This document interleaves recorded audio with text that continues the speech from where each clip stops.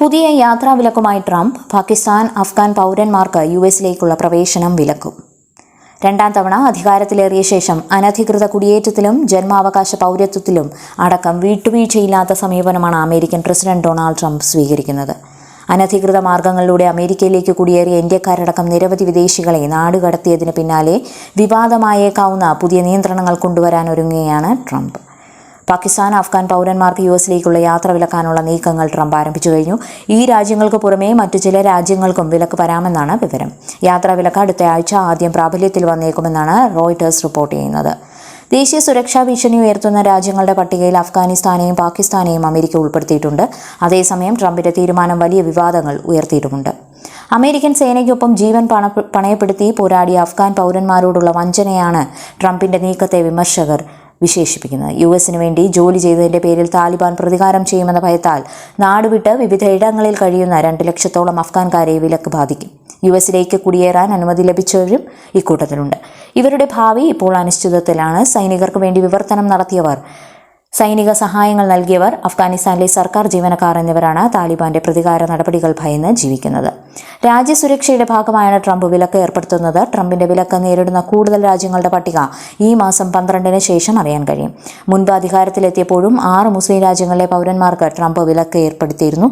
പിന്നീട് അധികാരത്തിലെത്തിയ Joe Biden ഇത് പിൻവലിക്കുകയായിരുന്നു. കോവിഡിന് സമാനമായ വൈറൽ രോഗലക്ഷണം ഡൽഹിയിൽ പകുതിയിലധികം കുടുംബങ്ങളിലും പനി. ഡൽഹിയിൽ പകുതിയിലധികം കുടുംബങ്ങളിലും കോവിഡിന് സമാനമായ വൈറൽ രോഗലക്ഷണങ്ങൾ ഉള്ളതായി റിപ്പോർട്ട്. 54% കുടുംബങ്ങളിലെയും 1-2 അംഗങ്ങൾക്കെങ്കിലും പനി അല്ലെങ്കിൽ വൈറൽ പനിയുടെ ലക്ഷണങ്ങൾ കാണിക്കുന്നതായി ലോക്കൽ സർക്കിൾ സർവേ വ്യക്തമാക്കി. 50 വയസ്സിന് മുകളിലുള്ളവരെയും കൊച്ചുകുട്ടികളെയുമാണ് വൈറസ് പെട്ടെന്ന് ബാധിക്കുന്നത്. തലവേദന, ചുമ, ക്ഷീണം, മറ്റ് ശ്വസന സംബന്ധമായ പ്രശ്നങ്ങൾ തുടങ്ങിയവയാണ് രോഗലക്ഷണങ്ങൾ. രക്തസമ്മർദ്ദം, പ്രമേഹം, ആസ്മ, COPD, ഹൃദയ സംബന്ധമായ പ്രശ്നങ്ങൾ എന്നിവ ഉള്ളവരെയും അസുഖം ബാധിക്കുന്നതായും റിപ്പോർട്ടിൽ പറയുന്നു.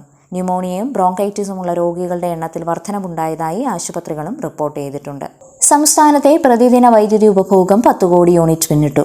വേനൽക്കാലം ആരംഭിച്ചതോടെ സംസ്ഥാനത്തെ പ്രതിദിന വൈദ്യുതി ഉപഭോഗം 10 കോടി യൂണിറ്റ് കടന്നു.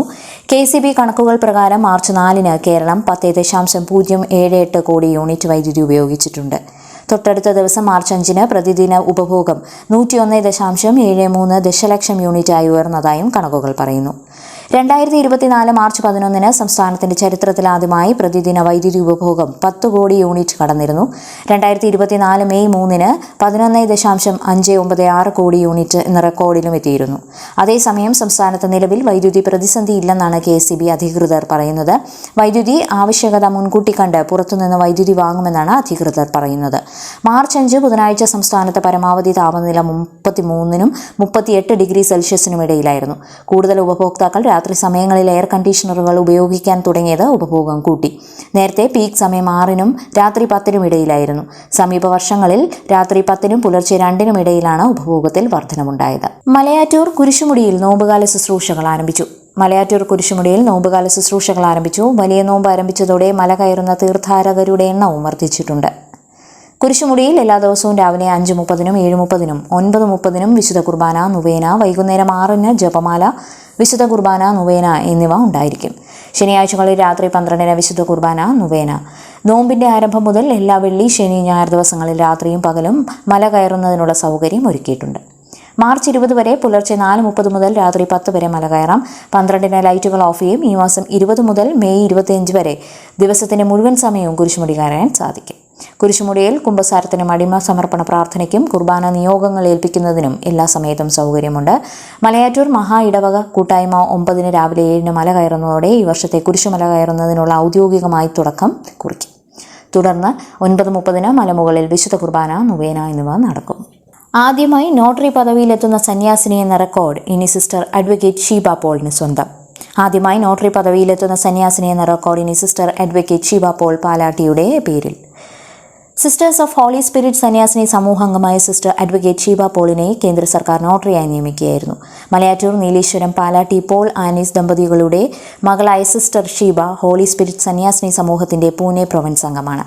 നോട്ടറി തസ്തികയിലേക്കുള്ള പരീക്ഷയും ഇന്റർവ്യൂവും പൂർത്തിയാക്കിയ സിസ്റ്റർ ഷീബയ്ക്ക് കഴിഞ്ഞ ദിവസം ഇത് സംബന്ധിച്ച സർട്ടിഫിക്കറ്റുകൾ ലഭിച്ചു. മഹാരാഷ്ട്രയിൽ നിന്നുള്ള പുതിയ നോട്ടറിമാരുടെ പേരുകളുമായി കേന്ദ്ര സർക്കാർ പുറപ്പെടുവിച്ച പട്ടികയിലാണ് സിസ്റ്റർ ഷീബയും ഉൾപ്പെട്ടിട്ടുള്ളത്. നൈജീരിയയിൽ നിന്നും തട്ടിക്കൊണ്ടുപോയ വൈദികൻ കൊല്ലപ്പെട്ടു. കഫാൻ ചാനിൽ സായുധധാരികൾ തട്ടിക്കൊണ്ടുപോയ വൈദികൻ കൊല്ലപ്പെട്ടു. ഫാദർ സിൽവസ്റ്റർ ഒക്കെച്ചുക്കു എന്ന വൈദികനാണ് കൊല്ലപ്പെട്ടതെന്ന് കഫാൻ ചാൻ രൂപതയെ ചാൻസലർ ഫാദർ ജേക്കബ് ഷാനറ്റ് അറിയിച്ചു. തലേദിവസം രാത്രി പള്ളിമുറിയിൽ നിന്ന് വൈദികനെ തട്ടിക്കൊണ്ടുപോയ അക്രമികൾ പുലർച്ചെ കൊലപ്പെടുത്തുകയായിരുന്നുവെന്നാണ് പുറത്തുവരുന്ന വിവരം. ഫാദർ സിൽവസ്റ്ററിന്റെ ദാരുണമായ മരണം അഗാധമായ ദുഃഖത്തോടും ഹൃദയഭാരത്തോടും കൂടിയാണ് വിശ്വാസികളെ അറിയിക്കുന്നതെന്ന് ചാൻസലർ പ്രസ്താവനയിൽ പറഞ്ഞു.